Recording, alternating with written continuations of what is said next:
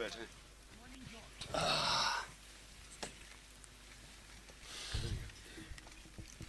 اچھا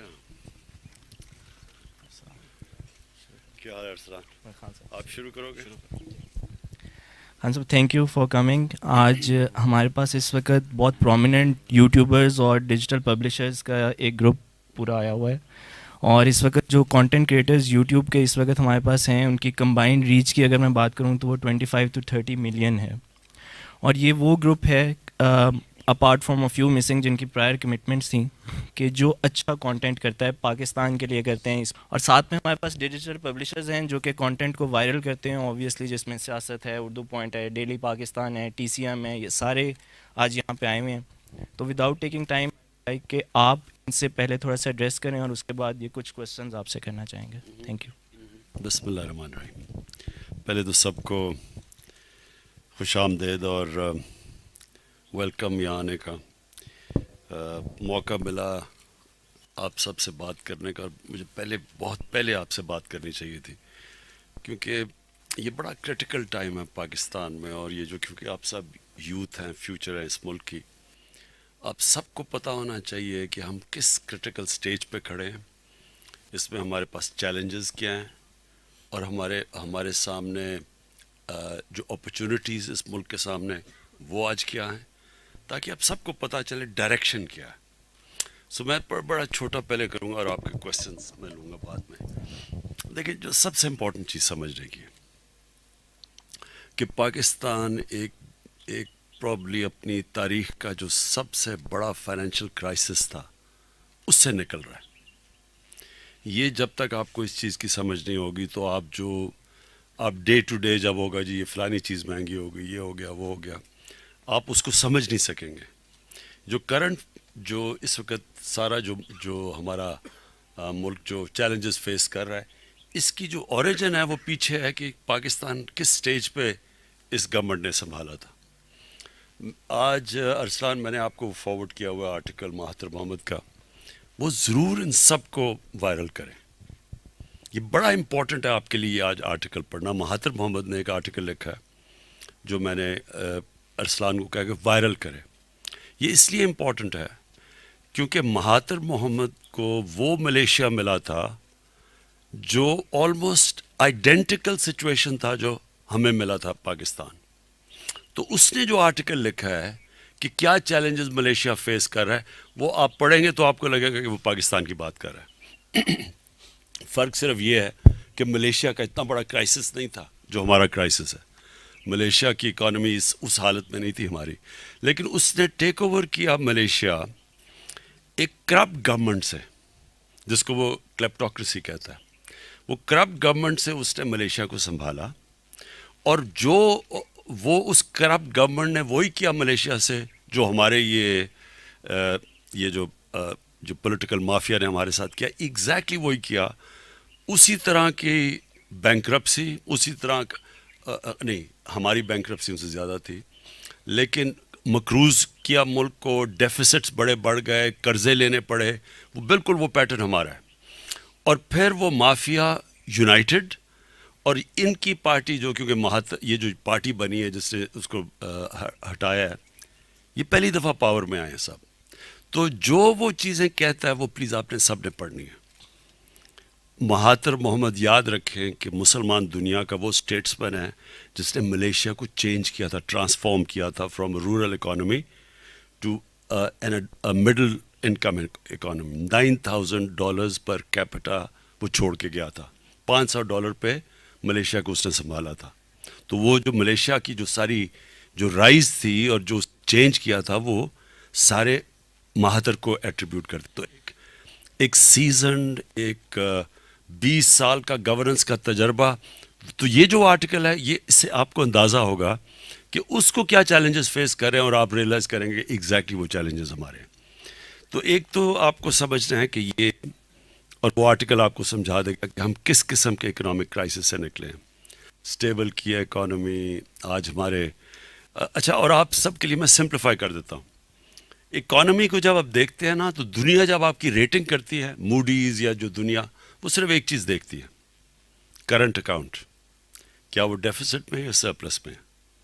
میننگ کہ آپ کے ملک سے ڈالرز جو باہر جا رہے ہیں اور جو آپ کے ملک میں ڈالرز آ رہے ہیں، کیا ان کے اندر اگر خسارہ ہے یا وہ سرپلس ہے. یہ ڈیفائن کرتی ہے آپ کی اکانومی. اس کے اوپر آپ کو دنیا قرضے بھی دیتی ہے، اس کے اوپر آپ کو دنیا آپ کی اکانومی کے اندر انویسٹ بھی کرتی ہے، کیونکہ اس کا مطلب کہ آپ کی اکانومی ہیلدی ہے. پاکستان کو جو اکانومی ملی تھی، ہماری تاریخ کا سب سے بڑا کرنٹ اکاؤنٹ ڈیفیسٹ تھا، آلموسٹ $20 ارب کا. کبھی پاکستان میں اتنا بڑا ڈیفیسٹ نہیں ہوا. تو اس کو سب سے اور جب ڈیفیسٹ ہوتا ہے پھر کیا ہوتا ہے؟ جب ڈیفیسٹ ہوتا ہے تو سب سے بڑا پرابلم یہ ہوتا ہے کہ وہ آپ کے کرنسی کے اوپر پریشر پڑ جاتا ہے. ملیشیا میں بھی اس ڈیفیسٹ کی وجہ سے ان کا بھی جو رنگٹ ہے اس نے لوز کیا ویلیو، ہماری کرنسی نے بھی ویلیو لوز کیا. تو جب ویلیو لوز کرتی ہے تو اس کی آؤٹ کمز ہوتے ہیں، کہیں آپ کے قرضے ایکسٹرنل ڈیٹ بڑھ جاتی ہے. سیکنڈلی انفلیشن آ جاتی ہے، کیونکہ جو بھی چیز آپ نے باہر سے امپورٹ کرنی ہے وہ 30% مہنگی ہوگی. تو ہمارا مطلب یہ ہے کہ ہماری تیل مہنگا اگر ہوتا ہے اور گیس مہنگی، اس کا مطلب بجلی مہنگی، اس کا مطلب ٹرانسپورٹ مہنگی، ایڈیبل آئلز مہنگے، اس کا مطلب کھانے گھی مہنگا. تو جو اس کا امپیکٹ ساری چیز کے اوپر پڑتا ہے جب ایک امپورٹڈ انفلیشن ملک میں آ جاتی ہے. ایک دوسری انفلیشن بھی ہے، وہ سپلائی سائڈ، مطلب ہماری یہ جو سیزن میں چیزیں مہنگی ہو جاتی ہیں کھانے پینے کی، وہ تو مطلب کہ وہ اس میں ہماری غلطی ہوتی ہے. لیکن یہ جو امپورٹڈ انفلیشن ہے اس میں ہم کچھ نہیں کر سکتے. سو اس کے جتنے بھی امپیکٹ پڑتا ہے جب آپ کا کرنٹ اکاؤنٹ ڈیفیسٹ ہوتا ہے، اس کے جو نتائج ہوتے ہیں وہ اکانومی پہ پڑتے ہیں. تو جب اگر آپ ان کے پچھلے دور میں کہا جی ہم نے گروتھ ریٹ بڑھا دی، گروتھ ریٹ کا مطلب کچھ نہیں ہوتا، وہ تو ایک ٹیمپری، اگر میں بھی امپورٹ کرنے شروع کر دوں چیزیں تھوڑی دیر کے لیے خوشحالی آ جائے گی، لیکن ایونچولی وہ آپ کا جتنا خسارہ بڑھتا جائے گا آپ کا کرنسی گرنی شروع ہو جائے گی. کرنسی گرے گی، ملک کی ویلتھ نیچے چلی جاتی ہے. سو یہ صرف میں نے تو اس وقت 75% ہمارے دور میں کرنٹ اکاؤنٹ ڈیفیسٹ نیچے آیا. یہ بہت بڑی اچیومنٹ ہے گورنمنٹ کی. اور ہماری جو فسکل ڈیفیسٹ وہ بھی نیچے آیا. ہماری ایکسپورٹس تھوڑی بڑھی ہیں کیونکہ ڈالر ٹرمز میں ٹائم لگتا ہے جب تک آپ آرڈرز ملتے ہیں، فیکٹریاں لگتی ہیں، لیکن ہم نے امپورٹس کرٹیل کیے ہیں، ہماری ریمیٹنسز بڑھ گئے ہیں، تو ہمارا وہ گیپ نیرو ہو گیا. سو یہ ایک بہت بڑی اچیومنٹ ہے. اس کی وجہ سے اسٹیبل ہوا ہے، اس کی وجہ سے روپیہ تھوڑی دیر گین کیا ہے، اسٹاک مارکیٹ پہ کانفیڈنس آ گیا ہے، سب سے زیادہ انویسٹمنٹ آئی ہے پاکستان میں. سو بیسکلی ہمارا ڈائریکشن ٹھیک ہو گیا. تو سر اکانومی میں صرف آپ کو یہ چیز سمجھنی ہے، اور یہ جب آپ آرٹیکل پڑھیں گے مہاتر کا تو آپ سمجھ جائیں گے. دوسری طرف ہمارے ایکسٹرنل چیلنجز جو فارن پالیسی کے ہیں وہ بھی آپ کو سمجھنا چاہیے. انفارچونیٹلی یہاں بات ہی نہیں کی جاتی. اوائڈ کیا، بڑا ایک سیریس مسئلہ آ جانا تھا کہ اگر یہ امریکہ کی اور ایران کی اور سعودی یہ کانفلکٹ ہو جاتی تو یہ جو آج ہمارا یہ جو مہنگائی ہے یہ آپ نے بھول جانی تھی کہ اس کے بعد کیا ہونا تھا. اس کے بعد یہ ہونا تھا کہ اگر تیل کی ایک دم تیل اوپر شوٹ کر جانا تھا، ہمارا پھر سے ڈیفیسٹ بڑھ جانا تھا. سب بڑے سیریس پرابلمس تھے. تو اللہ کا شکر ہے کہ ہمارا جو ایک بڑا مشکل فیز تھا، ایک ڈینجر بھی تھا، وہ رک گیا. لیکن دوسری طرف ایک اور افغانستان کا، وہ بھی ایک پاکستان پوری کوشش کر رہا ہے پیس پروسیس کے اندر، کیونکہ اگر امن ہوتا ہے افغانستان میں تو پاکستان ایک تو خیر افغانستان کے لوگوں کے لیے بہت اچھا ہے، 40 سال سے بیچاروں کی زندگیاں عذاب بنی ہوئی ہیں، لیکن ساتھ ساتھ ہمارے لیے سارا ٹریڈنگ روٹ کھل جاتا ہے کوریڈور مڈل سینٹرل ایشیا تک، اور یہ بڑے اس کے بہت بینیفٹس ہیں پاکستان کو. تو ایک تو وہ ہے، اور ویسے بھی ہمارے جو قبائلی علاقہ وہ افیکٹ ہوتا ہے، یعنی ہمارا جو مرج ڈسٹرکٹس ہیں وہ افیکٹ ہوتی ہیں افغانستان کی وجہ سے. تو اس لیے یہ ہمارے لیے بڑا امپورٹنٹ ہے کہ یہاں پیس، اور وہ لگ رہا ہے کہ صحیح ڈائریکشن پہ جا رہا ہے. لیکن جو اصل پرابلم ہے وہ ہندوستان کا ہے، اور یہ بڑا سیریس پرابلم ہے. اور انفارچونیٹلی یہاں میڈیا سے اور ڈسکورس سے اس چیز کے اوپر بات نہیں ہوتی. یہ آپ کو سمجھنا ہے یہ کتنا سیریس پرابلم ہے. دیکھیں ہندوستان میں سارا وقت دنیا کہتی تھی کہ جی ہمارے پاکستان میں کہ جی ٹیررسٹ یا ایکسٹریمسٹ پاکستان کو ٹیک اوور کر لیں گے، پاکستان کے نیوکلیئر آرسنل سیف نہیں ہے. آج ایک ایکسٹریمسٹ آئیڈیالوجی نے ہندوستان کو ٹیک اوور کر لیا ہے، اور یہ اتنی خوفناک آئیڈیالوجی ہے دنیا کی تاریخ میں جب بھی ایک ریسسٹ، ایک ریشل سپریمسٹ آئیڈیالوجی جب ٹیک اوور کرتی ہے، وہ اس کے اندر دو چیزیں ہوتی ہیں، ایک تو اپنی ریس سپیریورٹی اور دوسری نفرت ہوتی ہے دوسری ریسز کے اگینسٹ. یہ جب بھی ٹیک اوور کیا ہے خون ہوا ہے دنیا میں، اس ملک پہ خون ہوا ہے. یہ ہو ہی نہیں سکتا کہ آپ ایک لوگوں کو اٹھا دیں پکڑ کے ایک ریشل ایجنڈا کے اوپر اور پھر ساتھ ساتھ نفرت کسی اور ریس کی، اور یہ ہو ہی نہیں سکتا کہ یہ پھر آرام سے یہ سیٹل ہو جاتا ہے. کیونکہ یہ ایک ایسی چیز ہے، یہ جو جب بھی شروع ہوئی ہے، اس میں جو یہ اس کو جو یہ آئیڈیالوجی کو اٹھاتا ہے، اس کا سب سے بڑا مسئلہ یہ ہوتا ہے کہ وہ پھر پیچھے نہیں ہٹ سکتا. وہ فریز ہوتا ہے رائڈنگ دا ٹائیگر، کہ وہ جیسی ٹائیگر سے اترو گے وہ کھا جائے گا. یہ پیچھے یہاں سے ہٹتے ہیں، یہ نریندر مودی یہاں سے پیچھے ہٹتا ہے. یہ جو آر ایس ایس کی فنیٹکس ہیں یہ نہیں اس کو چھوڑیں گے. اور یہ پھنس ایسے گیا ہے کہ اب ایک پوری ہندوستان کے اندر اس کے اگینسٹ ایک موومنٹ شروع ہو گئی. شروع تو ہوئی سٹیزن ایکٹ اور وہ جو رجسٹریشن ایکٹ. اور بائی دا وے یہ سمجھنا آپ سب کو چاہیے کہ یہ جب ہٹلر نے بھی جب نازیز کے خلاف یہ شروع کیا تھا، جب ان کے پروگرام شروع ہوئے تھے، اس سے پہلے وہ بھی ایک لے کے آیا تھا رجسٹریشن ایکٹ 1935 میں. اور وہ بگننگ ہوتی ہے، پہلے رجسٹر کر کے ان کو علیحدہ کرتے ہیں اور پھر ان کے اوپر تشدد ہوتا ہے. میانمار میں روہنگاز کے اگینسٹ یہ 1982 میں بھی رجسٹریشن ایکٹ آیا تھا. اس کے بعد ان کی باری آئی تھی جو ایتھنک کلینزنگ ہوئی تھی. یہ ایگزیکٹلی وہ پہلے آسام میں انہوں نے شروع کیا، اور یہ وہ ایکٹ ہے جو ایونچولی پھر یہ کیوں انہوں نے ساتھ اس کے سٹیزن ایکٹ لے آئے ہیں رجسٹریشن کے بعد؟ کیونکہ انہوں نے جب وہاں رجسٹریشن شروع کی آسام میں، تو اس میں سے 40% ہندو تھے. تو انہوں نے اس کو کور وہاں شور مچ کیا کہ وہ ہندو بھی ڈی رجسٹر ہو سکتے تھے. تو اس کے بعد یہ دوسرا ایکٹ لیا ہے سٹیزن ایکٹ کے، اور اس میں یہ ہے کہ اگر کوئی بھی نیبرنگ کنٹری سے ریفیوج ہندوستان میں لانا چاہتا ہے اس کو اجازت ہے سوائے مسلمانوں کے. سو انہوں نے آئسولیٹ کیا مسلمانوں کو.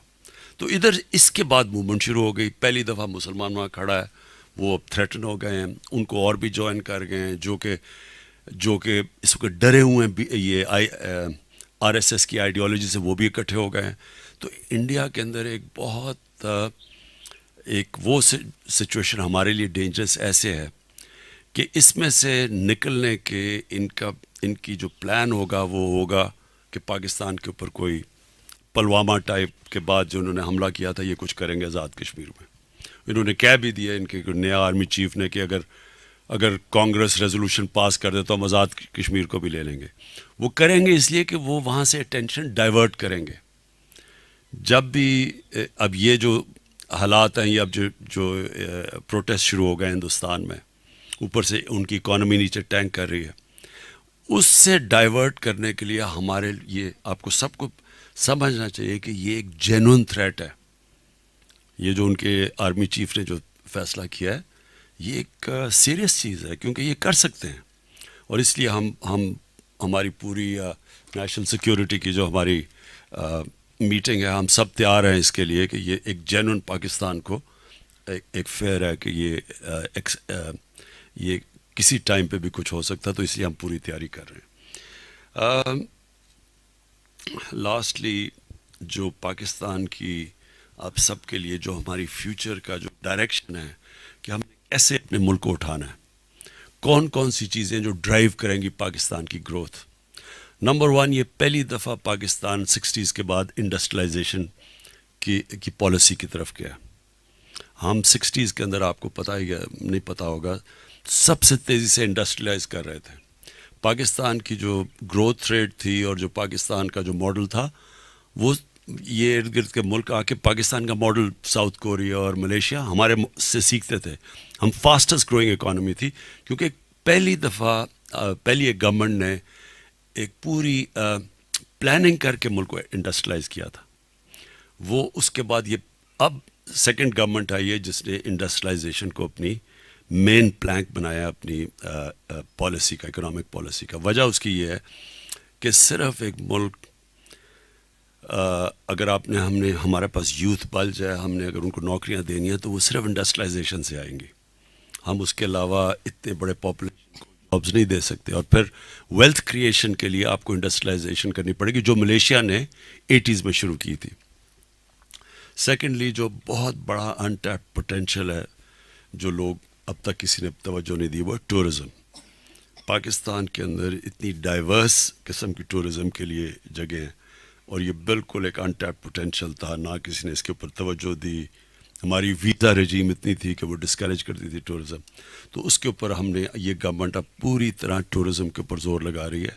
اور ہم نے جو ابھی فگرز دیکھی ہیں کہ انٹرنل ٹورزم ہی ڈبل ہو گئی تھی ایک سال کے اندر. تو یہ بہت بڑا پوٹینشیل ہے. اور اس میں جسٹ آپ کو فگرز اگر دے دوں تو ملیشیا کا ٹورزم کا جو سالانہ ان کو جو ٹورزم سے فائدہ ہوتا ہے وہ $20 بلین ہے. اور ہماری ایکسپورٹس پوری 23 بلین ہے. اور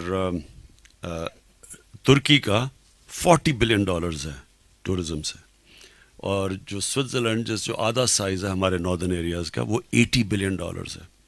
تو اتنا بڑا پوٹینشیل ہے یہ ٹورزم کا، جو کیونکہ ہمارا جو ناردرن ایریاز ہیں اس جیسی ماؤنٹن ٹریکنگ سینری اسکیئنگ کہیں دنیا میں نہیں ہے. سو سیکنڈ ہمارا ٹورزم کے اوپر تھرسٹ ہے. اور تیسری چیز، ہم اب اپنی پوری طرح آئی ٹی کے اوپر زور لگا رہے ہیں، ڈیجیٹلائزیشن کے اوپر. یہ نئی دنیا اس طرف جا رہی ہے، تو یہ پہلی دفعہ ایک گورنمنٹ پوری کوشش کر رہی ہے. اور اس کے اندر انشاءاللہ بہت بڑا پوٹینشیل ہے. ایک تو ہمارا ینگ پاپولیشن ہے، اور اس سے ہم پورا فائدہ اٹھا سکتے ہیں. جو نئی ٹیکنالوجیز آ رہی ہیں اس کے اوپر پورا زور لگا رہے ہیں. اور جو امپورٹنٹ چیز ہے، ہم نے اپنی یوتھ کے لیے اسکلز ایجوکیشن کے اوپر اب زور لگا رہے ہیں. قرضے دے رہے ہیں لوگوں کو، نوجوانوں کو، اسٹارٹ اپس کے لیے. کبھی پاکستان میں ہم نے میرے خیال میں 50 بلین کے ہمارے اسکالرشپس، کبھی اتنے زیادہ کسی گورنمنٹ نے توجہ نہیں دی اسکالرشپس پہ. تو یہ سارا ہے. اور جو ساتھ پروگرام ہم کر رہے ہیں اس مشکل وقت میں، وہ ہمارا احساس پروگرام ہے. احساس پروگرام پہلی دفعہ ایک اسٹیٹ وہ چیزیں کر رہی ہے جو پہلے نہیں. مثلاً پناہ گاہ ہیں، آلموسٹ ہمارے 160-70 پناہ گاہ بن چکی ہیں. اور یہ اگر آپ ان کے اندر کبھی جائیں، ضرور میں انکریج کروں گا آپ جائیں، دیکھیں، لوگوں سے بات چیت کریں، تو آپ کو پتہ چلے گا کہ ہمارے لوگوں کے کبھی کسی نے توجہ ہی نہیں دی ان لوگوں کی جو بیچارے ڈیلی ویجرز ہیں، جو بیچارے جو نچلا طبقہ ہے. اور یہ ایکسپینڈ کرتے جا رہے ہیں. لنگر یہ جو یورپ کے اندر جب مشکل وقت آتا سوپ کے جاتے تھے تاکہ لوگ بھوکے نہ ہوں. تو ہم نے یہ پورا اس کے اوپر زور دے رہے ہیں کہ جدھر کچی بستی ہیں، غریب علاقے ہیں، ادھر ہم فری لوگوں کو کم از کم کھانا دال روٹی ان کو ملے. اس کے بعد ہیلتھ کارڈ ہے. یہ ایک ریولوشن ہے پاکستان میں کہ پہلی دفعہ ہم نے اب تک 6 ملین 60 لاکھ خاندانوں کو ہم نے ہیلتھ کارڈ دے چکے ہیں. یہ پوری ریولوشن ہے. 7,20,000 روپیہ ایک خاندان کے لیے کہ اگر کوئی بھی بیمار ہوتا ہے کسی بھی ہاسپٹل میں جا کے اپنا علاج کرواتا ہے. کبھی پاکستان میں نہیں تھا. یہ یاد رکھیں کہ یہ جو بیماری ہے، یہ ایک چیز جو سب سے زیادہ لوگوں کو غربت کے نیچے دھکیل دیتی ہے. ایک خاندان میں جیسی وہ بجٹ ان کا بڑا تھن ہوتا ہے، چل رہا ہوتا ہے، جیسی کسی کو بیماری ہوتی ہے وہ کیونکہ وہ پیسہ ادھر چلا جاتا ہے، وہ سارا خاندان غربت سے نیچے چلا جاتا ہے. یہ بہت بڑا ڈرائیور ہے پاورٹی کا. یہ ہمارا جو میرے خیال میں جو سب سے بڑا ہماری گورنمنٹ نے انسانوں کے لیے کام کیا ہے وہ ہیلتھ کارڈ ہے. اس کے علاوہ اب ہم ایک اپنا احساس کارڈ نکالنے لگے ہیں، کفالت، جس سے وہ ڈائریکٹلی وہ غریبوں کو اندر بانٹے جائیں گے، ان کو جو ڈائریکٹ پیسے جائیں گے جو بالکل نچلے ہیں. پھر ہم نے یوٹیلیٹی سٹورز کو اب پیسے دیے ہیں. ان کے اندر کوشش صرف یہ ہے کہ جو تنخواہ دار طبقے ہیں، جو آج کل کی مہنگائی میں ان کے لیے مشکل ہے، وہ جا کے سستی جو بیسک چیزیں ہیں، دال، چاول، آٹا، گھی، چینی، یہ ادھر جا کے سٹور سے لے لیں. اس کو یہ پروگرام آگے بڑھائیں گے. اور ہمارا جو یہ یوتھ پروگرام یہ قرضوں کا ہے، یہ یوتھ امپلائمنٹ کے لیے پوری کوشش ہے. لیکن جو پروگرام لوگوں کو نوکریاں دے گا وہ ہمارے 2 فلیگ شپ ہیں. ایک ٹورزم ہے اور دوسری ہماری جو یہ 50 لاکھ ہم نے افورڈیبل ہاؤسنگ کے اوپر جا رہے ہیں, کیونکہ ہاؤسنگ ایک ایسی چیز ہے انشاءاللہ, کیونکہ اس میں بڑی رکاوٹیں تھیں, لاز ابھی بھی ایک قانون پھنسا ہوا ہے عدالت میں فور کلوجر لاز کا. یہ جیسی جیسی اس میں سے کنسٹرکشن میں رکاوٹیں رکیں گی, یہ جب کنسٹرکشن چلنی شروع ہوتی ہے تو اس سے 40 اور انڈسٹریز ہیں جو کنیکٹڈ ہیں اس سے, تو پورا ملک کے اندر ایک ماحول بن جاتا ہے. یہ ہمارا انشاءاللہ اسی مہینے کے اندر شروع ہو جائے گا کام. سو بیسکلی میں نے آپ کو ڈائریکشن بتا دیا. امپورٹنٹ چیز ہے آپ کے لیے ایک چیز یہ سب کے لیے سمجھنا, اس لیے مہاتر محمد کا آرٹیکل آپ ضرور پڑھیں. دیکھیں, یہ نہیں ہو سکتا کہ اگر ایک گھر میں ڈاکہ پڑے اور اس کے اوپر قرضے چڑھ جائیں, یہ نہیں ہو سکتا کہ وہ گھر اوور نائٹ ٹھیک ہو جائے گا. یہ ہوگا ہی, ایک پروسیس سے آپ کو گزرنا پڑے گا. دنیا میں جب بھی کوئی ملک کا وہ حال ہوا ہے جو ہمارا ہوا کہ ریکارڈ قرضے, ریکارڈ خسارے, ڈیفیسٹس, فسکل, یہ نہیں ہو سکتا کہ ایک دم ہم کوئی چابی کریں گے اور ایک دم ملک ٹھیک ہو جائے گا. تو ایک پروسیس سے گزرتی ہے, اور ہم کوئی پہلی قوم نہیں ہے جس مشکل مرحلوں میں پھنسے ہیں.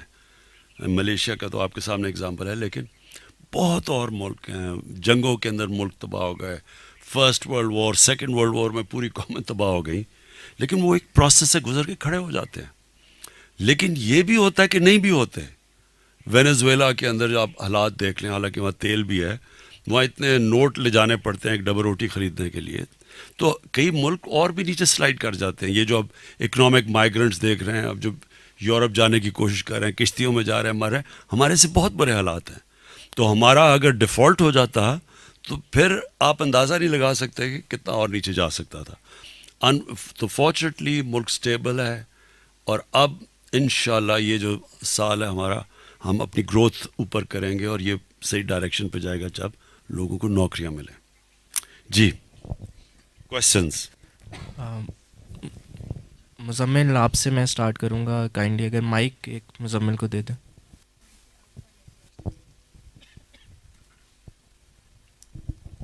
السلام علیکم خان صاحب, سید مزمل حسن زیدی فرام JND انالیٹکس.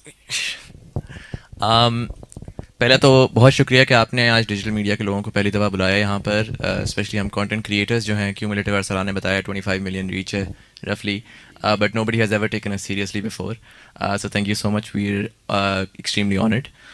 اسی کے ساتھ ساتھ میں ارسلان کا بھی شکریہ ادا کروں گا. پچھلے 1 سال سے وہ کافی اگریسولی کام کر رہے ہیں کمیونٹی بلڈنگ کے اندر, اور پرٹیکولرلی ہمیں جو پالیسی میکنگ کے اندر جو انہوں نے انٹیگریٹ کیا ہے. We are comparatively small industry but a new industry جس کی $400 ملین کی نیکسٹ ایئر ورتھ ہو جائے گی انشاءاللہ. We created almost 500,000 jobs and 15,000 jobs ہم ہر سال بناتے ہیں. So all the people that you see here, یہ سارے وہ لوگ ہیں جنہوں نے اس ٹائم پہ کام شروع کیا جب نہ پیسہ تھا نہ جابس تھیں, اور یہ صرف پیشن ڈرائیو کر کے یہ لوگ اس جگہ پہ لے کر آئے. So I like to thank you both for giving us the opportunity. سوال اس میں میرا جو پرائمریلی ہوگا وہ یہ ہوگا کہ آپ نے پچھلے 5 سے 10 سال کے اندر جو نوجوان ہیں پرٹیکولرلی ان کو بہت زیادہ ہوپ دی, اور جو ہم اسپیشلی کانٹینٹ کریٹرز یہاں پہ بیٹھے ہوئے ہیں, ہم ہی یوتھ کی آواز بھی ہیں, اور ہمیں ہی یوتھ ٹرسٹ بھی کرتی ہے. They generally don't trust other sources as much. ہمیں یہ بہت زیادہ اس پوائنٹ کے اوپر کانورزیشن سننے کو مل رہی ہیں کہ they seem hopeless and directionless. Pre election آپ نے لوگوں کو ایک ڈائریکشن دی تھی, ایک نوجوان کو اپنے پیچھے لگایا تھا, but post election I understand problems بہت ساری ایسی تھیں جس کے اوپر آپ تھوڑا سا ڈیفینسو کے اوپر چلے گئے تھے.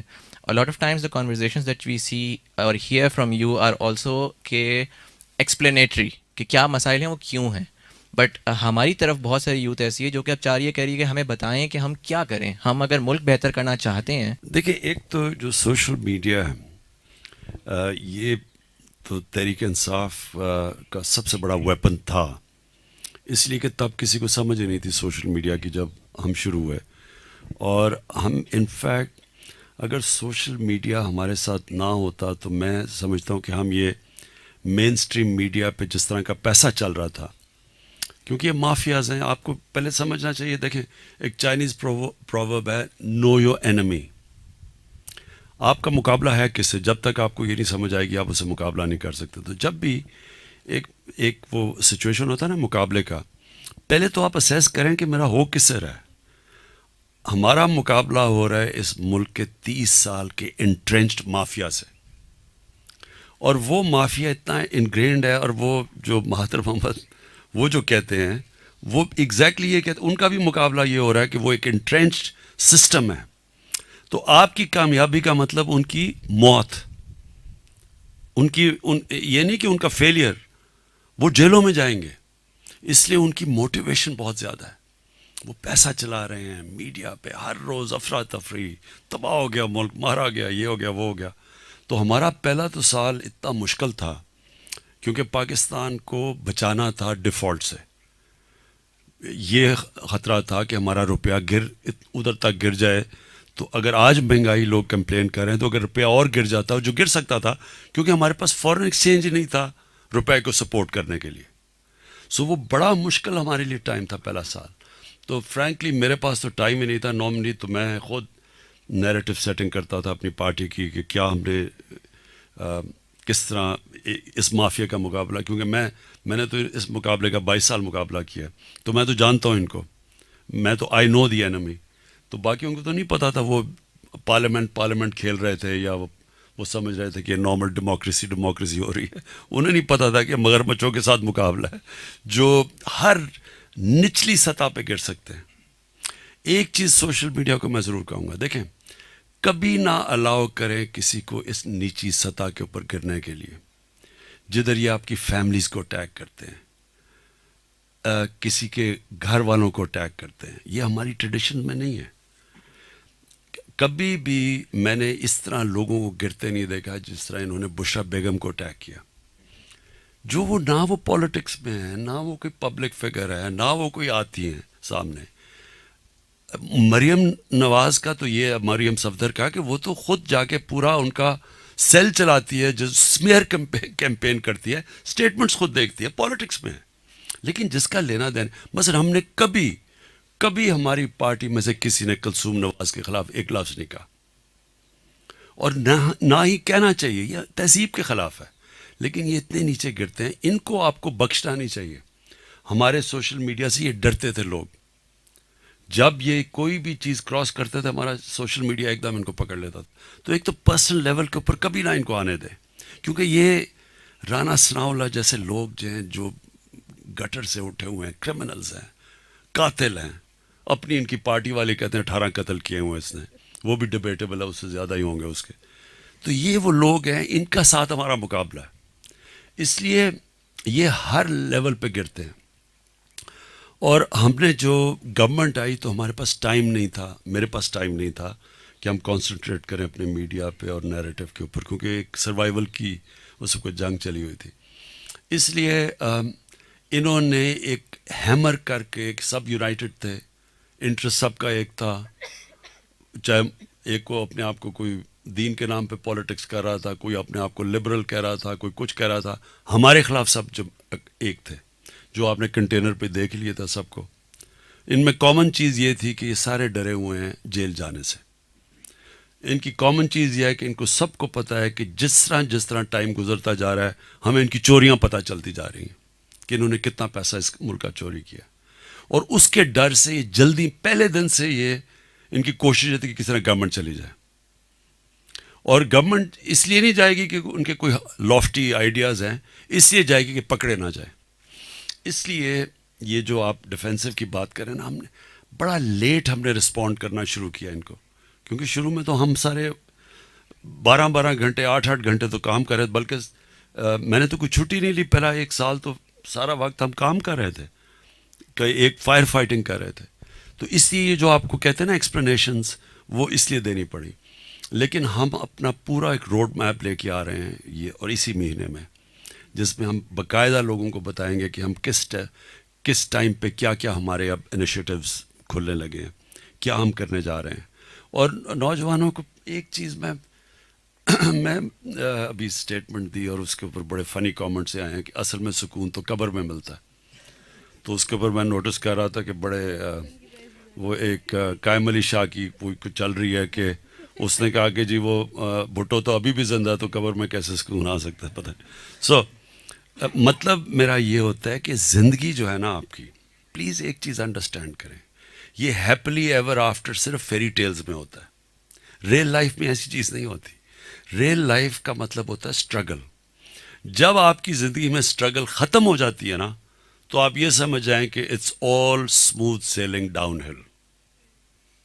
اسٹرگل ہوتا ہے جو کہ آپ کے اندر وہ پوٹینشیل آپ کا نکالتا ہے باہر. جتنے جتنے آپ چیلنجز لیتے رہتے ہیں, وہ کہتے ہیں نا, ایک بڑی اچھی سینگ ہے کہ ڈو ناٹ جج for what a person is, جج them by what they aspire to be. کیونکہ آپ کی ایسپریشنز ڈسائڈ کریں گی کہ آپ کتنے بڑے انسان بنیں گے یا کتنے چھوٹے انسان بنیں گے. سو یہ جو اسٹرگل ہوتی ہے نا, یہ یوتھ کے لیے, اس سے کبھی گھبرانا نہیں چاہیے, کیونکہ اسٹرگل کے اندر ایک انسان کی بڑی کوالٹیز نکلتی ہیں. آج تک کوئی بڑا انسان دنیا میں نکلا ہی نہیں ہے جو اسٹرگل نہیں کی اور جس نے برا وقت نہیں دیکھا. تو ایک ملک, قوموں کی زندگی میں بھی برے وقت آتے ہیں, اور برے وقت آنے ہیں. آپ کا گھر کو لوٹا گیا دونوں ہاتھوں سے, 4 گنا زیادہ قرضہ پاکستان کا 10 سال میں بڑھا ہے. یعنی 6 ٹریلین سے 30 ٹریلین پہ پاکستان کا قرضہ 10 سالوں میں پہنچا ہے. 60 سالوں میں 6 ٹریلین اور 10 سالوں میں پہنچ گیا 30 ٹریلین. تو یہ اس کے کانسیکوینسز ہیں. اور امیجن کریں نا, ایک گھر ہے آپ کا, ایک گھر کے اندر جب وہ لوٹا جاتا ہے, اور تو وہ ٹائم لگتا ہے کہ آپ اپنی آمدنی بڑھاتے ہیں, سارا گھر کام کرتا ہے, مشکل وقت میں خرچے کم کرتے ہیں, لگژریز کم کرتے ہیں, یہ قوم کو بھی کرنا پڑتا ہے. تو جو یوتھ کے لیے میرا ہے کہ دیکھیں, شکر کریں کہ آپ کا ملک سٹیبل ہے. اب شکر کریں کہ دنیا کی سب سے زیادہ انویسٹمنٹ آئی ہے. اب کتنی دیر کے بعد پاکستان میں فورن انویسٹمنٹ آ رہی ہے, وہ صرف اس لیے آ رہی ہے کہ ان کو کانفیڈنس آتا جا رہا ہے. اسٹاک مارکیٹ جو ایک دم نیچے راک باٹم سے اوپر گئی, کانفیڈنس آ رہا ہے لوگوں پہ. سو اب آگے جو ہے یوتھ کے لیے انشاءاللہ بڑی اپرچونیٹیز نکلیں گی. میں آج آپ کے سامنے ایک پریڈکشن کرتا ہوں, کسی کا بھی, یہ سارے ارد گرد کے ملکوں کے اندر کسی میں اتنا پوٹینشیل نہیں ہے جو پاکستان میں ہے. یہ اللہ نے, میں تو جب سے گورنمنٹ میں ہوں, میں خود, میرا مائنڈ باگل کرتا ہے کہ کس طرح کی, یعنی اللہ نے ایگریکلچر میں ہم کہاں سے کہاں جا سکتے ہیں. صرف تھوڑی پروڈکٹیوٹی بڑھانی ہے. ہمارے پاس زمین ہے, ہمارے پاس پانی, اس کو بھی صحیح نہیں استعمال کرتے, کوئی ٹیکنالوجی نہیں ہم استعمال کر رہے. صرف as an agriculture country Pakistan کے اندر پوٹینشیل ہے کہ سب سے آگے نکل سکتے. پھر یہ منرل ویلتھ جو ہے, یہ لوگوں کو اس چیز کا نہیں پتا کہ صرف جو ہماری اس وقت 14 انہوں نے ریزروز ریکارڈنگ میں صرف ایک جگہ پہ 14 ریزروز ہیں گولڈ اور کاپر کے. صرف 2 جو ہے نا ان کا اسیس کیا ہوا ہے انہوں نے, جو 2 ابھی جس کے اوپر انہوں نے اسیسمنٹ کی ہے, ان 2 کا جو پروفٹ ہے وہ $100 بلین ہے.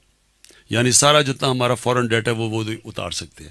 سو یہ اتنے, اس پہ پھر کولے کے جو ریزروز ہیں ہمارے پاس اتنا ہے, ہمیں کبھی فکر ہی نہیں کریں گے ساری زندگی, وہی صرف تھر کول سے بجلی یہاں سے اگلے 50 سال تک مل سکتی ہے. سو یہ ملک میں ہے انفارچونیٹلی, یہ سارا انیکسپلورڈ اور انیکسپلوٹڈ پوٹینشیل ہے. سو یوتھ کو کہنا ہے کہ آگے بڑے اچھا وقت آ رہا ہے. جی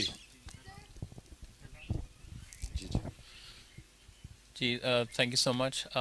کوئکلی جیسے آپ نے نیریٹو والی بات کی, اور جب فواد چودھری صاحب بھی منسٹری میں تھے, انہوں نے پی ٹی وی کو ریگولیٹ کرنے کی کوشش کی. جس طریقے کے ساتھ اردوغان نے ٹی آر ٹی شروع کیا, اے جے پلس ہے یا اور نیٹ ورکس ہیں, سو اس سائٹ کے اوپر آپ کے خیال سے گورنمنٹ جو ہے وہ کیا کری؟ ریسنٹلی آپ نے جیسے ارطغرل والا ڈرامہ آپ نے کہا, پھر کچھ انٹرٹینمنٹ شوز ہیں, لیکن ابھی تک ہمیں ایز سچ کچھ نظر نہیں آ رہا اس حوالے سے. دیکھیے, یہ بڑا امپورٹنٹ ہے آپ سب کے لیے.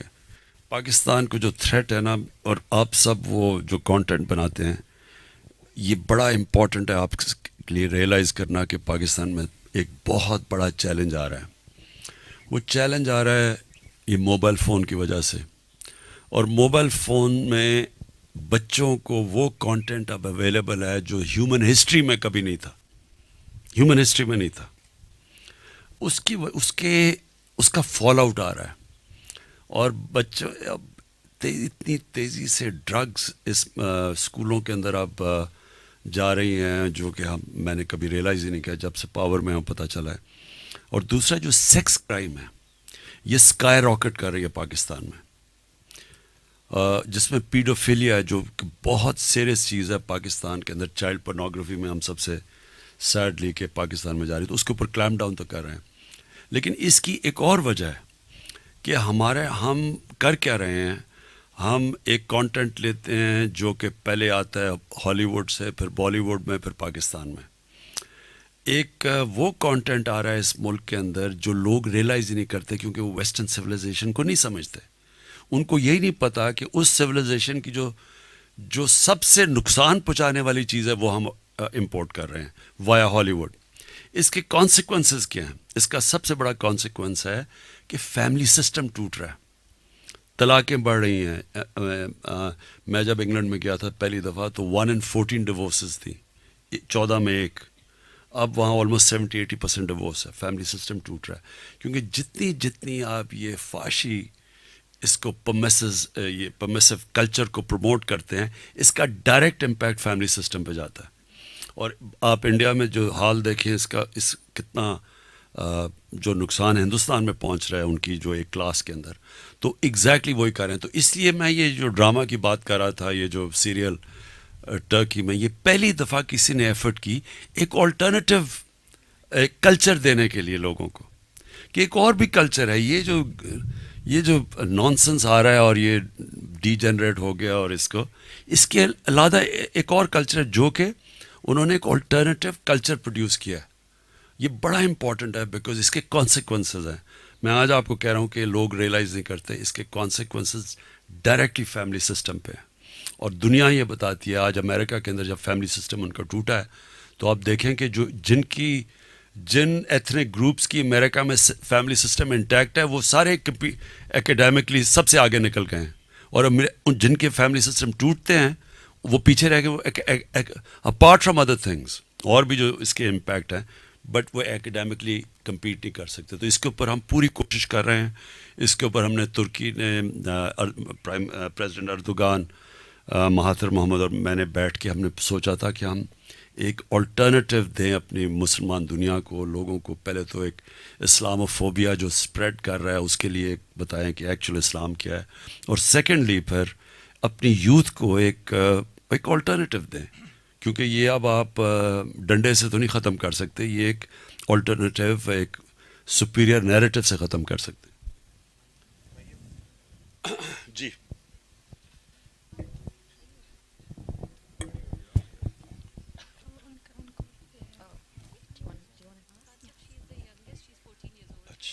Assalamu alaikum. I'm Uswai Zainab, a student of 9th Cambridge 01 and a devoted follower and fan of yours.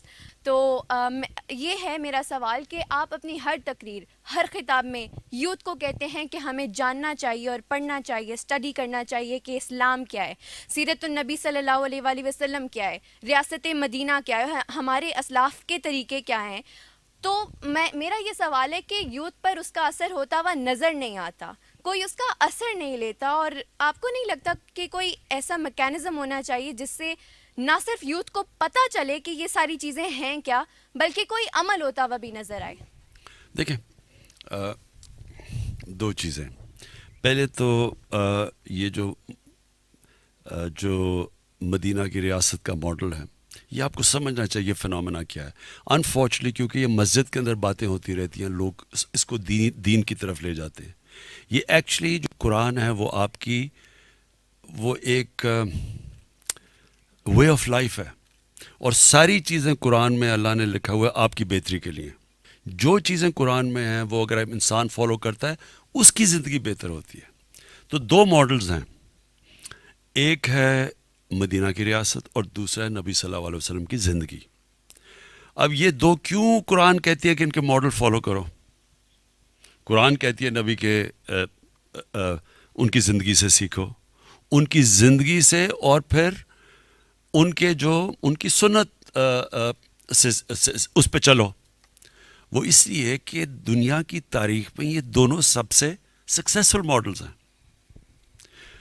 آج جو مدینہ کی ریاست تھی وہ بیسس بنی تھی دنیا کا سب سے عظیم جو مسلمانوں کا سویلائزیشن تھا وہ بیس ہوا تھا مدینہ کی ریاست پہ, اور وہ ماڈرن پرنسپلز پہ بنی تھی. ویلفیئر اسٹیٹ یہ پہلی دفعہ کانسیپٹ آیا تھا, رول آف لا, سارے قانون کے سامنے ایک برابر, کوئی ریشل ڈسکرمنیشن نہیں تھی. آخری خطبے میں نبی صلی اللہ علیہ وسلم نے کہا سارے انسان چاہے جو مرضی آپ کا رنگ ہو ایک ہیں. یعنی وہ ایک ماڈرن ریاست تھی. سب عورتوں کو رائٹس دیے گئے, غلاموں کو آزاد کیا گیا. یہ ساری سب ماڈرن کانسیپٹس ہیں. ٹالرنس, ریلیجس ٹالرنس ہے. یہودی کیس کی جاتا ہے خلیفہ وقت کے سامنے, انتھنکیبل آج بھی. تو وہ سب ماڈرن کانسیپٹس تھے, اور وہ بیسس بنا ایک ٹوٹے پھوٹے جو یعنی جن کی کوئی حیثیت ہی نہیں تھی عربوں کی, 2 سپر پاورز کے سامنے وہ اٹھ کے دنیا کے لیڈرز بن گئے. اور یہ کتنی تیز بنے, یہ بھی آپ کو سمجھنا چاہیے کہ یہ ہیومن ہسٹری ہے, یہ میتھولوجی نہیں ہے. یہ 625 میں بدر کی جنگ ہوئی, 313 مسلمان. 636 میں 11 سال کے بعد رومنز کو انہوں نے بیزنٹائن ایمپائر کی شکست ہوئی یارموک کے اندر. 11 سالوں میں ان کے 1 لاکھ فوجی تھے جو لڑنے والے تھے, اور سب سے ماڈرن ان کے ویپنز تھے. اور دوسری چیز, نبی صلی اللہ علیہ وسلم کی زندگی دنیا کی تاریخ میں کسی انسان نے اچیو کیا ہی نہیں جو انہوں نے کیا. کبھی ایسا انسان کی کوئی اچیومنٹ ہے ہی نہیں آج تک. تو ہم کتابیں پڑھتے ہیں, جو بھی کچھ کامیاب ہوتا ہے بزنس میں وہ کتاب لکھ دیتا ہے, وہ ہر کی بل گیٹس کی کتاب ہے سب کی, لیکن کسی انسان نے تو وہ کیا ہی نہیں جو انہوں نے کیا ہے. تو یہ تو 100 گریٹسٹ مین میں بھی نمبر 1 پہ ان کو رکھتے ہیں, کیونکہ کسی نے اچیومنٹ نہیں کی. Therefore یہ کامن, میں لوگوں کو کہتا ہوں کہ ان کو اسٹڈی کرو, دونوں کو, مدینہ کی ریاست کو اسٹڈی کرو, ان کی زندگی کو, کیونکہ اگر آپ نے اوپر جانا ہے زندگی میں تو ان کی زندگی میں سب کچھ ہے. آپ ان کے کیریکٹر کیا, ان کی زندگی میں کیا اسٹرگلز آئیں, کیا انہوں نے فیس کیا, تو یہ سب کچھ ہے. تو پہلے چیز تو میں یہ لوگوں کو یہ اس لیے کہتا ہوں, یہ اس سے بہتر آپ کے سامنے کوئی ماڈل نہیں ہے. آپ نے اپنی زندگی بہتر کرنی ہے. اس ملک نے اگر اوپر جانا ہے, ہمیں ان پرنسپلز پہ جانا پڑے گا جو مدینہ کی ریاست ہے. اب آگے سیکنڈ چیز, آپ نے کہا جی کچھ فرق نہیں پڑا. آپ کو پتہ ہے انہی کی زندگی سے سیکھتے ہوئے 10 سال کے بعد, ان کی تبلیغ کے بعد صرف 40 لوگ مسلمان تھے. پوائنٹ کیا ہے کہ یہ اور قرآن کے اندر بھی ایک جو سب سے بڑی صفت دی گئی ہے وہ پیشنس ان ایڈورسٹی, صبر کرنا. آپ کوشش کرتے رہتے ہیں. پلیز ایک چیز یاد رکھنا, یہ ہمیشہ ایک چیز یاد رکھنا, آپ نماز میں صرف ایک چیز مانگتے ہیں, اللہ مجھے ان کے راستے پہ لگا, راستے پہ لگا. پلیز یہ یاد رکھنا بار بار. وہ منزل نہیں آپ مانگتے کہ وہ جس پہ اللہ نے تُونے, ان کے راستے پہ لگا جن کو تُونے نعمتیں بخشی. سو آپ کا صرف کام ہے اس راستے پہ چلنا. کامیابی اللہ دیتا ہے. میں کتنی دفعہ آپ کو کہتا تھا جب سارے ہمارے بیچارے گھبرائے ہوئے ہوتے تھے کہ اب تو کوئی چانس نہیں. عمران غزالی ڈرا ہوتا تھا کہ جی اب کیا ہوگا, اب تو جی یہ ہو گیا وہ ہو گیا. میں آپ کو کہتا تھا کہ انسان کے ہاتھ میں اللہ نے صرف کوشش دی ہے, نیت وہ جانتا ہے, کامیابی تو وہ دیتا ہے. یہ تکبر ہے جب انسان سمجھتا ہے کہ جی میں جیت گیا. جتانا تو اس نے ہے, کوشش آپ کے ہاتھ میں ہے. سو دیکھیں, ہم یہ ایک ملک کا ایک بڑے ٹیسٹ سے گزر رہا ہے. یوتھ کے لیے بڑا ٹیسٹ ہے, بے روزگاری ہے, اکانومی نہیں ابھی چل رہی, لیکن یہ ایک حصہ ہوتا ہے زندگی کا, اونچ نیچ زندگی کا حصہ ہے. آپ نے لوگوں کو یہ بتانا ہے. جب یہ لوگ جو انسان ہوتا ہے نا, ایک چیز یاد رکھیں, ہارتا کب ہے انسان؟ ہار کبھی انسان کو نہیں ہراتی. ہارتا انسان تب ہے جب کہ ڈاؤن سوئنگ کے اندر وہ ڈیمورلائز ہو کے ہار مان جاتا ہے. جب تک وہ ہار نہیں مانتا وہ امپاسبل سچویشن سے آ کے جیت جائے گا. جب تک وہ ہار کے ڈائنامک سمجھتا ہے کہ یہ برا وقت آیا ہے, اس سے ہر فیلئر آپ کے لیے آپ کو سکھاتا ہے چیزیں. فیلئر سب سے بڑا ٹیچر ہوتا ہے. آپ سول سرچنگ سیکھتے ہیں, اور جب وہ اپنی غلطیاں دور کرتے ہیں اور تکڑے ہو کے واپس آ جاتے ہیں. یہ ہے زندگی کا سائیکل. تو اس سے گھبرانا نہیں چاہیے کہ ابھی نہیں لوگ آ رہے ہیں, تھوڑی دیر میں آ جائیں گے, 2 سال میں آ جائیں گے, 3 سال میں آ جائیں گے. جی Assalamu alaikum. My name is Mariam Ali and I'm a business journalist and I create digital content on the economy. So, sir, you talked a lot about the industrialization policy that your government is going to introduce. And you said that the model that you have in mind is the 1960s of Pakistan. But as everyone over here who has taken Pakistan studies knows, most of that wealth was concentrated in the hands of 22 families. How are you going to make sure that your industrialization policy isn't concentrated in the hands of the few, and how are you going to redistribute that wealth?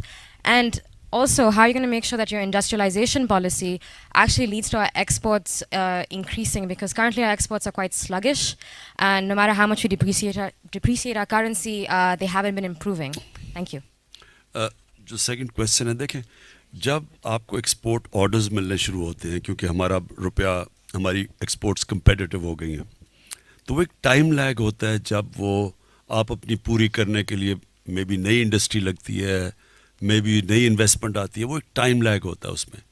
But the fact is कि जो turn round हो गया already, कि हमारी exports ने pickup किया है, कई एक्सपोर्ट्स तो 30% हमारी कॉटन टेक्सटाइल्स के अंदर कई जगह मेरे ख्याल में टावल्स या कई चीज़ें वो 30% इंक्रीज़ कर गई हैं. सो वो डायरेक्शन तो ठीक हो गया. So will take a bit of time. जहाँ तक वो जो 60s में आपने बात की ना कि एकदम वेल्थ कॉन्सेंट्रेट हो गई थी थोड़े से लोगों के अंदर, ये होनी थी. जब आप वेल्थ क्रिएशन करते हैं, वेल्थ क्रिएशन कैसे होगी? जिस आदमी के पास पैसा होगा एक्स्ट्रा वही लगा के करेगा ना. गरीब आदमी तो बड़े बड़े प्रोजेक्ट्स नहीं कर सकता. प्रोजेक्ट्स तो वही करेंगे जिनके पास कैपेसिटी होगी. जो हमने गलती की, मैं आज अब आपको बता दूँ, 60s में जब हम तेज़ी से आगे जा रहे थे, इसमें कोई शक नहीं कि वेल्थ क्रिएशन थी. करना क्या चाहिए था? हमने उसको जिस तरह चाइना में हुआ है, चाइना में वेल्थ क्रिएशन हुई, उन्होंने जो पैसा था, जो जैसे जैसे वेल्थ, उन्होंने पैसा नीचे लोगों को गुर्बत से निकालने के लिए खर्च कर दिया. सो चाइना ने 70 करोड़ लोगों को 30 साल में गुर्बत से निकाला है. ये ह्यूमन हिस्ट्री का मिरेकल है. 700 million people taken out of poverty. क्या किया? वेल्थ क्रिएट की. उस क्रिएशन से उन्होंने निचले तबके को ऊपर उठा दिया. तो जब हमारे पास सरप्लस होगा तो हम निचले पे खर्च करेंगे ना. सो जो हमने गलती की एंड ऑफ 60s, सोशलिज्म ले आए, नेशनलाइज कर दिया. उससे क्या हुआ? इंसेंटिव ही ले गए हम सब. देखिए, मैंने मसलन हमने शौकत खानम में जब हमने उसको कामयाब करना था, 14 16 घंटे दिन में काम किया. लेकिन जो नेशनलाइज्ड होती है ये क्यों फेल हो जाती है? क्योंकि वहाँ वो सुबह आए, काम किया, चले गए, चाहे लॉस हो या, क्योंकि उनको तो सैलरी मिल रही है.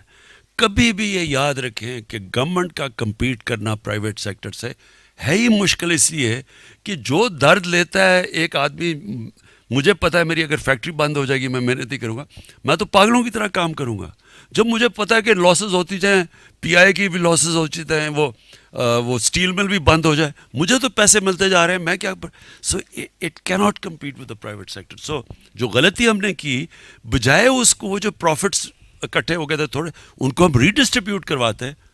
हम ये जो क्रोनी कैपिटलिज्म को अटैक करते हैं, हमने उनको सारी इंडस्ट्री बंद करके, यानी उसको सारी इंडस्ट्रियल ग्रोथ ख़त्म कर दी. सो हम जो करेंगे, हमारा तो प्लान ही वेल्थ क्रिएशन का ये है कि जैसे जैसे पैसा इकोनॉमी में आएगा उसको डाइवर्ट करेंगे निचले तबके को ऊपर लाने के लिए.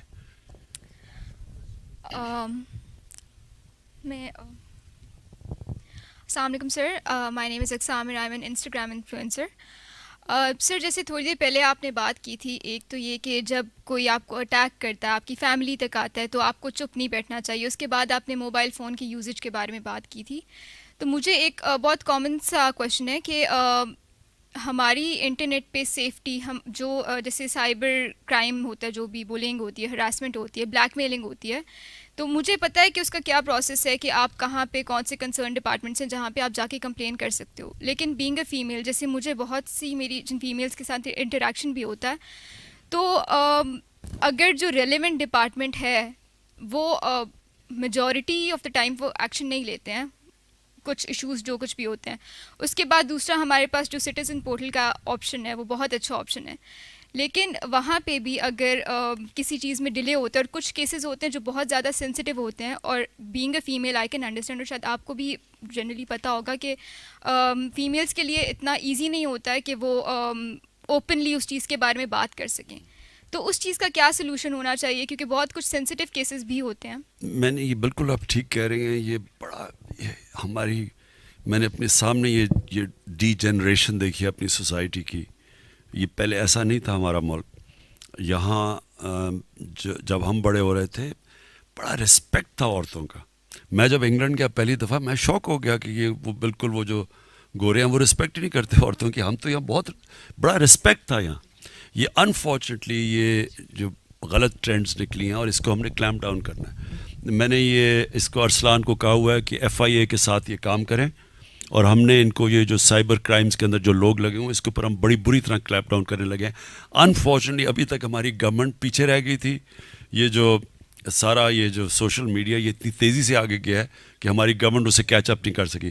لیکن اب ہم ان کو تیاری کروا رہے ہیں. وہ لوگ انویسٹ کر رہے ہیں, ہائر کر رہے ہیں وہ لوگ جو ڈیل کر سکتے ہیں سائبر کرائم سے.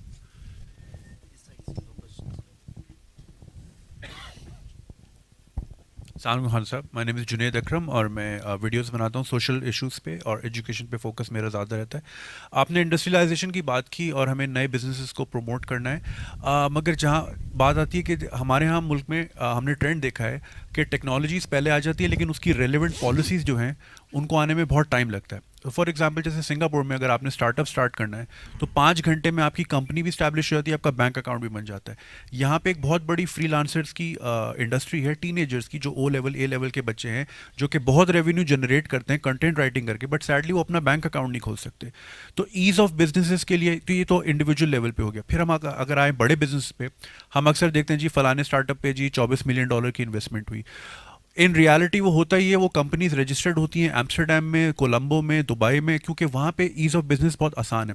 اور وہ صرف پے سلپس جو ہوتی ہیں وہ والا پیسہ پاکستان میں آتا ہے, کیونکہ پھر اسٹیٹ بینک ان سے کوشچن کرتا ہے کہ انویسٹمنٹ آئی کیسے, اور پھر جب پیسہ آ جاتا ہے پھر وہ باہر جا بھی نہیں سکتا, آپ اپنے وینڈرس کو نہیں پے کر سکتے, تو بندہ پھنس جاتا ہے. وہ پھر وہ اپنا پیسہ باہر رکھتے ہیں اور باہر سے ہی گھماتے رہتے ہیں. تو ایز آف بزنس کے لیے کیا پالیسی ہوگی ہماری فیوچر میں؟ یہ کل میں نے میٹنگ اسی ای کامرس کے اوپر ہی کی ہے اور اس میں یہی چیزیں میں دیکھ رہا تھا کہ بجائے فیسیلیٹیٹ کرنے کے ہمارا سسٹم رک آفٹر ڈالتا ہے ان لوگوں پہ. یہی ہماری بیٹل ہے. یہ جو ایز آف ڈوئنگ بزنس کی آپ بات کر رہے ہیں نا, ہم نے اپنے ملک میں ہی آسانیاں پیدا کرنی ہیں. انفارچونیٹلی ہماری اتنی بلوٹڈ بیوروکریسی بن گئی ہے اور بھرتیاں کر دی گئی ہیں پولیٹیکل بیسس کے اوپر کہ وہ جو ہماری جن کو فیسیلیٹیٹ کرنا چاہیے جو یوزرز ہیں ان کے لیے مشکلیں پیدا کی ہوئی ہیں. تو وہ ہم پوری اس کے اوپر میں آپ کو اشور کر رہا ہوں کہ ہمارے پورا ہر روز ہم یہ بیٹل کر رہے ہیں آسانیاں پیدا کرنے کے لیے آپ کے لیے. اور یہ بالکل بات آپ نے ابھی ٹھیک کی کہ اس ملک کو تو ضرورت ہے کہ ہم باہر سے پیسے آئیں, ڈالرز آئیں, اور ہمارا اسٹیٹ بینک ان کے اوپر اتنی ریسٹرکشنز لگا دیتا ہے. تو ہم یہ کر رہے ہیں پلیز اس کے اوپر. صدیق جان سر, بات یہ ہے کہ ہم یہ دیکھتے ہیں کہ گو کہ آپ بہت زیادہ اجلاس بھی کرتے ہیں اپنے اسپوک پرسنس کے ساتھ, لیکن ہم یہ دیکھتے ہیں کہ ایک فیک نیوز آتی ہے اور وہ 2 سے 3 دن تک چلتی رہتی ہے. 3 دن بعد جا کے اس کا ریبٹل کیا جاتا ہے, اس کو کلیریفائی کیا جاتا ہے. 3 دن تک وہ فیک نیوز چلتی رہتی ہے. ابھی جو آپ نے جس طرح بات کی کہ سکون تو قبر میں ہوتا ہے, وہ چلتی رہی. جب یہ آپ کی سوشل میڈیا ٹیم نے کچھ تھوڑا سا کیا تو تب جا کے اس پہ تھوڑا سا اس کا اثر کم ہوا. ساتھ ہم ایک اور چیز دیکھتے ہیں کہ جیسے کیوں وہ سمجھتے ہیں قبر میں سکون نہیں ہے لیکن وہ جو اس کو رنگ دینے کی کوشش کی گئی وہ پھر آپ کو ہوتا ہے. ہم نے دیکھا جب پنجاب میں شہباز گل صاحب تھے تو ان کا یہ تھا کہ جو چیز آتی تھی 2 سے 3 گھنٹوں کے اندر اندر اس کا کم از کم کوئی چیز وہ سامنے آ جاتی تھی. اب مشوانی صاحب کوشش کرتے ہیں, لیکن کیا کوئی ایسی ٹیم نہیں بیٹھی پاکستان میں, پاکستان کی حکومت کے پاس, آپ کی پارٹی کے پاس, حالانکہ سوشل میڈیا پہ آپ کے پاس تو اتنے مفت میں کام کرنے والے لوگ ہیں کہ کوئی پارٹی اتنے بندے ہائر ہی نہیں کر سکتی شاید پیسوں سے. تو کوئی ایسا سیل ہونا چاہیے جو ایک طرح سے 24 گھنٹے کام کر رہا ہو, جو اس طرح کی فیک نیوز آتی ہے, جو چیز آتی ہے اس کو فوری طور پر اس کو کلیئر کیا جائے. پیمرا ہم دیکھتے ہیں, پیمرا کوئی کام اس طرح سے نہیں کرتا. تو اور آخری بات جو ایک اور کہنا چاہتا ہوں وہ یہ کہنا چاہتا ہوں کہ آپ نے جو کہا کہ جاب کریشن کے حوالے سے آپ نے کہا وہ جن 2-3 ان کو آپ نے شعبہ جات کو کہا, اس میں ایک چیز شاید آپ مس کر رہے ہیں, وہ آئی ٹی کی ہے. آئی ٹی پہ اب آپ کی توجہ آئی ہے, لیکن پچھلے 16 ماہ میں ہم نے اس طرح سے توجہ نہیں دیکھی. اگر میں آپ کو ایک چیز بتا دوں کہ آپ یہ دیکھ رہے ہیں نا کہ ایک بہت زیادہ ٹرینڈ آ رہا ہے کہ بہت سارے اینکرز یوٹیوب پہ آ گئے ہیں. شاید یہ لگتا ہے کہ ان کو آزادی ہے یوٹیوب پہ اس لیے آ رہے ہیں, ایسا نہیں ہے. یوٹیوب بہت اچھا پے کرتا ہے. مطلب میں اگر آپ کو بتاؤں 3 اینکرز کا 2 ماہ میں $71,000 نومبر اور دسمبر میں, 3 اینکرز کے 2 ماہ میں. مطلب یوٹیوب بہت اچھا پے کرتا ہے, اسی لیے بہت لوگ یوٹیوب پہ آ رہے ہیں یا ڈیجیٹل میڈیا سوشل میڈیا پہ. تو سوشل یہ آئی ٹی کو آپ جاب کی طرف ہمیں بھی آ جانا چاہیے یوٹیوب پہ. بالکل. تو بات یہ نہیں یہ بالکل تو بات یہ کہ اگر 2-3 تو میرے خیال میں وہ دیتے ہوں گے پیسہ اپنے آپ کو یوٹیوب پہ لانے کے لیے, جو میں نے دیکھے 2-3. تو بہرحال آئی ٹی کو بھی آپ کو بہت زیادہ فوکس کرنا چاہیے. آئی ٹی پارک جو ہیں ڈویژن لیول پہ, اس کے ذریعے بھی بہت کم وقت میں بہت زیادہ نوجوانوں کو آپ جو ہے وہ جابس اور یہ چیزیں دے سکتے ہیں. ٹھیک, اور کوئی لاسٹ جب بولو ویسے ہی بول دو. Excuse me, sir. Sir, this is Vikas from Business Recorder. FATF review is coming up next month. It's our final review. Do you think we can make it? دیکھیں FATF کا پرابلم یہ ہے کہ کچھ ہوگا نہیں, یعنی ہمیں وہ ایک پریشر ٹیکٹکس ہیں پاکستان کو کمپلائی کریں گے. دیکھیں جب آپ کا پرابلم یہ ہے کہ جب ایک ملک خسارے میں ہوتا ہے, بورو کرنا پڑتا ہے اس کو اپنی ایگزسٹنس کے لیے, تو پھر یہ ہم ان پریشرز کے اندر پھنس جاتے ہیں. ایک طرف IMF ہے, ایک طرف FATF ہے, یہ کرو تو ادھر IMF, تو یہ ہے تھوڑی دیر کے لیے, لیکن اس سے ہم نکل جائیں گے. لیکن FATF ڈینجر نہیں ہے, بس ایک قسم کا پریشر ٹیکٹکس ہے ہمارے پہ. جی ہاں عمران.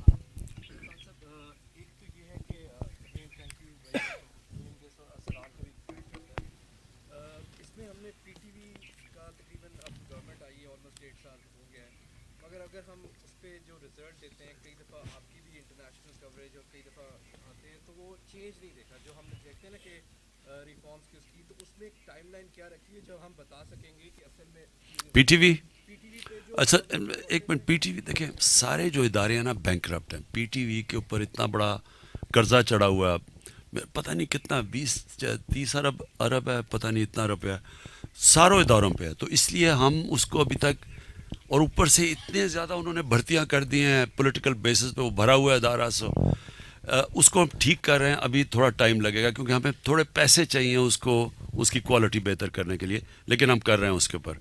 جی لاسٹ. سر میرا نام سلمان ہے, میں پاکستان کے سب سے زیادہ پاپولیٹڈ سٹی اور دنیا کے ٹاپ 10 پاپولیٹڈ سٹی کراچی سے بلانگ کرتا ہوں. کراچی کے جو مسائل ہیں وہ ویری ویل ڈاکیومنٹڈ ہیں, سب جانتے ہیں. کچھ مسائل تو میں سمجھ سکتا ہوں کہ حل کرنے میں بہت زیادہ ٹائم لگے گا اور فوکس مانگتے ہیں, لیکن کچھ مسائل ایسے ہیں جو کہ کیوریبل ہیں, آسانی سے حل کیے جا سکتے ہیں. جیسے کہ پچھلے سال ہیلتھ کیئر کے پر تو بھی کام کیا جا رہا ہے, لیکن ہیلتھ پریونٹیشن جو ہے اس کے اوپر نہیں کیا جا رہا ہے. ڈینگی گندے کی وجہ سے سب سے زیادہ جو ہے النیسز اور موٹیلٹی ہوئی ہیں. تو اس طریقے کے مسائل ہیں. 30 سال تک میں دیکھتا رہا, اور اس کے بعد اس وجہ سے ایک چینج کو میں نے ووٹ دیا ہے, اور آپ کو ووٹ دیا ہے.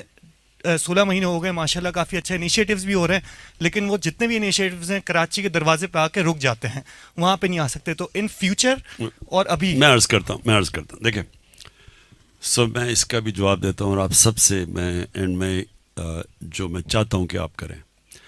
دیکھیں کراچی کے یہ جو زیادہ مسئلے ہیں نا پاکستان کے, یہ ایک اوور نائٹ نہیں بنے, یہ ایک سسٹم ڈکے کرتا گیا ہے. ہماری جو بیوروکریسی تھی 60s کے اندر, آپ حیران ہوں گے, سارے ایشیا کی سب سے بہترین بیوروکریسی تھی, کوالٹی کی تھی. یہ ڈکے کرتے گئے آہستہ آہستہ, اور جو اصل ڈکے آئی ہے وہ 1985 کے بعد آئی ہے. نان پارٹی بیس پہ جب الیکشن ہوا اور جب سے یہ پیسے کی سیاست شروع ہوئی, لوگوں کو خریدنا شروع ہوا, تب سے ہم نیچے جاتے رہے ہیں. آپ کو پتہ ہے مڈ 80s تک ہم سارے سب کانٹیننٹ میں سب سے آگے تھے ہیومن ڈیولپمنٹ پہ, اور پھر ہم نیچے چلے گئے. ٹھیک, یہ چیزیں ایک اوور نائٹ نہیں ٹھیک ہو سکتی. میں لوگوں کو, مجھے ہر جگہ وہ ٹی وی کیمرہ والا وہ چلا جاتا ہے کہیں, اچھا جی مدینہ کی ریاست نہیں آئی, تو ان کو یہ نہیں پتا کہ مدینہ کی ریاست میں پہلے چند سال بڑے مشکل وقت سے گزرے ہیں. یہ چینج کبھی بھی پاسبل ہی نہیں ہے, کہ دیکھیں چینج کے 2 چیزیں, ایک تو آپ کو ادارے بدلنے پڑتے ہیں, لیکن ایک مائنڈ سیٹ چینج ہوتا ہے, میریٹوکریسی کا مائنڈ سیٹ آتا ہے. آہستہ آہستہ لوگوں کو سمجھ آتی ہے کہ معاشرے میں چینج. یہ یاد رکھنا کہ یہ جو ایک پورا مافیا بیٹھا ہوا ہے, جو ہر روز صرف ڈرا ہوا ہے کہ اگر یہ کامیاب ہو گئے تو یہ جیلوں میں چلے جائیں گے, یہ ہر روز ایک پورا یونائٹڈ ایک ہی نیریٹو پروموٹ کرتے ہیں کہ کیا ہاں تباہ ہو گیا, ملک یہ ہو گیا. پہلے ملک تباہ کر کے چھوڑا اور پہلے دن سے شروع ہو گئے کہ گورنمنٹ فیل ہو گئی ہے. پہلے دن سے انہوں نے مجھے تقریر ہی نہیں کرنے دی پہلے دن. سو یہ اتنے ڈرے ہوئے ہیں. سو آپ سب کو میرے دیکھیں یہ بڑا امپورٹنٹ ہے آپ کے لیے سمجھنا, کیونکہ یہ آپ کی فیوچر کی جنگ ہو رہی ہے, یہ آپ کے لیے ہے. اگر یہ ملک اٹھتا ہے, میں آپ کو یقین دلاتا ہوں کہ یہ ملک میں جو پوٹینشیل ہے, یہ جو ٹیک آف کرے, دیکھیں ہماری اسٹریٹجک لوکیشن ہی ایسی ہے کہ یہ ملک سب کو پیچھے چھوڑ جائے گا. اس کی جو چائنا کے ساتھ لنکیجز ہیں اور ہماری جو ریلیشن شپ ان سے, وہ سب سے دنیا کی تیز ترین بڑھ رہی ہے اکانومی. پھر ہماری جو سارا اسٹریٹجک مسلمان دنیا میں, یہ کسی دن یہ نریندر موڈی جائے گا اور ہندوستان میں سین گورنمنٹ آئے گی تو وہ بھی اتنی بڑی مارکیٹ, دنیا کی 2 سب سے بڑی مارکیٹس ہیں. امپورٹنٹ چیز آپ کو ریئلائز کرنی ہے کہ یہ جو گورنمنٹ ہے یہ آپ کے لیے لڑ رہی ہے. میں تو اپنے گھر میں رہتا ہوں, میں تو اپنے خرچے برداشت کرتا ہوں, میرا تو کوئی کیمپ آفس بھی نہیں ہے. مجھے تو اگر گورنمنٹ نہ ہو تو میں اپنے گھر مجھے تو فرق ہی نہیں پڑے گا میری زندگی کو. سو امپورٹنٹ, میں کوئی فیکٹریاں نہیں بنا رہا, میرے رشتہ دار کوئی بزنسز نہیں کر رہا ہے, میں کوئی سو ہمارا صرف ایک ہی کنسرن ہے کہ ہم اپنے ملک کو اٹھائیں. نہیں تو میں پالیٹکس میں نہ آتا, میرے پاس سب کچھ ہے. آپ کے لیے بڑا امپورٹنٹ ہے کہ آپ کو سپورٹ کرنا چاہیے اس گورنمنٹ کو, کیونکہ ہمارا مافیا سے مقابلہ ہے, میڈیا پہ پیسہ چل رہا ہے. یہ ایسے نہیں ہے کہ ہر روز شام کو وہ ایک سے شروع ہوتا ہے اور وہ سارے شروع ہو جاتے ہیں, ایک چیز لیتے ہیں جی ملک تباہ ہو گئے, مارے گئے, برباد ہو گئے. یہ اچھا جی وہ اچھا جی بتائیں مہنگائی ہے, وہ کہتا ہے جی ہاں مہنگائی ہے, کدھر ہے جی نیا پاکستان. یہ پوری پلاننگ سے ہو رہی ہے. آپ کو پہلے پوچھنا چاہیے مہنگائی ہوئی کیا ہے, کس کی وجہ سے مہنگائی ہوئی ہے. سو آپ ہیں جو نیریٹو اس کا بلڈ کریں گے. آپ کو یہ گورنمنٹ سے یہ پوچھنا چاہیے کہ کوئی گورنمنٹ کے اندر ہم تو کوئی ایسی چیز نہیں کر رہے کہ ہم اپنی کوئی ذات پہ لگے ہوئے ہیں. میں تو پرائم منسٹر ہاؤس میں نہیں رہتا, ہم نے اپنے خرچے کم کر دیے ہیں. فیڈرل گورنمنٹ نے 40 ارب اپنے خرچے کم کیے ہیں.